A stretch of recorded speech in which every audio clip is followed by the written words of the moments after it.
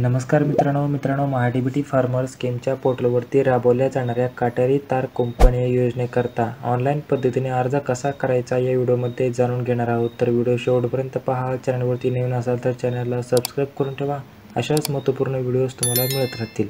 चला तर मग व्हिडिओ सुरू करूयात। मित्रांनो, योजना कशा प्रकारे राबवली जाते, अनुदान किती दिलं जातं हे सुद्धा आपण बघणार आहोत। तर मित्रांनो, अर्ज करण्यासाठी महाडीबीटी फार्मर स्कीमच्या वेबसाईटवरती तुम्हाला यायचे आहे, ज्याच्यासाठी वैयक्तिक शेतकरीच्या अंतर्गत तुम्हाला तुमचा फार्मर आयडी आणि OTP टाकून लॉग इन करायचे आहे। लॉग इन केल्यानंतर वैयक्तिक प्रोफाइल जे काही आहे ते 100% भरलेले असणे गरजेचे आहे। हे प्रोफाइल भरल्यानंतर आपण या ठिकाणी मुख्य पृष्ठावरती घटकासाठी अर्ज करा या ऑप्शनवरती क्लिक करायचे आहे। या ऑप्शनवरती क्लिक केल्यानंतर आपल्याला ज्या काही सर्व योजना आहेत, कृषी यांत्रिकीकरण, सिंचन साधने सुविधा असेल किंवा बियाणे वितरण खते असतील किंवा फलोत्पादन असेल किंवा सौर कुंपण अथवा प्रधानमंत्री राष्ट्रीय कृषी विकास योजनेअंतर्गत कोरडवाहू क्षेत्र विकास योजना असेल, या सर्व बाबीमधून आपल्याला फलोत्पादन बाब ही निवडायची आहे। फलोत्पादन बाब निवडल्यानंतर आपल्यासमोर फलोत्पादनाचा अर्ज खुलेल, ज्याच्यामध्ये आपल्याला तालुका, गाव आणि आपल्याला आपली फार्मर आयडी जी असेल ती या ठिकाणी दाखवली जाईल। याच्यानंतर वेगवेगळे सर्वे नंबर असतील तर त्याच्यामधून आपल्याला ज्या सर्वेमध्ये फलोत्पादनक आहे म्हणजेच फळबाग आहे किंवा रोपवाटिका आहे असे या ठिकाणी निवडायचे आहे।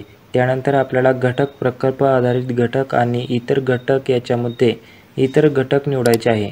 याच्या अंतर्गत वेगवेगळ्या बाबी आहेत। यामध्ये हरितगृह, शेडनेट हाऊस जे असेल ते संरक्षित शेतीसाठीच्या बाबी आपल्याला निवडायचे आहेत। या बाबी निवडल्यानंतर पुन्हा उपघटक येईल। या उपघटकाच्या अंतर्गत वेगवेगळ्या बाबी दाखवलेल्या आहेत। तर याच्यामध्ये आपल्याला कुंपण घालणे हा पर्याय निवडायचा आहे आणि इंग्लिशमध्ये हा पर्याय फेन्सिंग नावाने दाखवला जातो। तर याच्या खाली आपल्याला प्रस्तावित क्षेत्र किती आहे तर 1000 मीटर पर्यंत याचा लाभ दिला जातो, जास्तीत जास्त 1000 मीटर पर्यंत।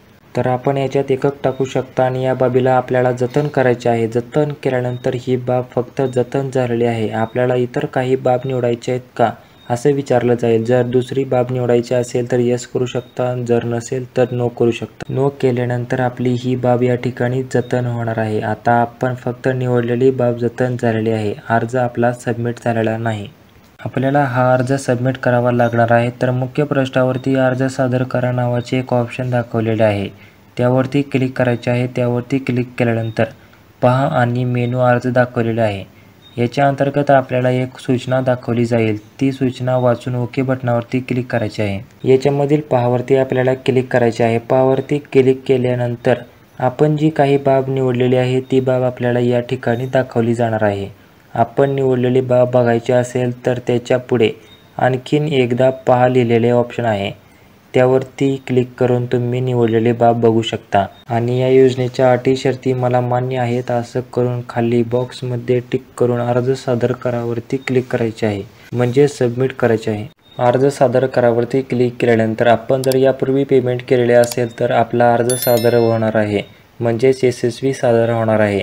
जर यापूर्वी पेमेंट केलेले नसेल तर 23 रुपये 60 पैशाचे पेमेंट करून हा अर्ज सादर करावा लागणार आहे। हा अर्ज पूर्ण झाल्यानंतर आपण अर्ज केलेल्या बाबीच्या अंतर्गत लागू केलेल्या घटकामध्ये ही बाब दाखवली जाणार आहे। तर अशा प्रकारे ही एक महत्त्वाची माहिती होती। आपल्या मित्रांना हा व्हिडिओ नक्की शेअर करा। धन्यवाद।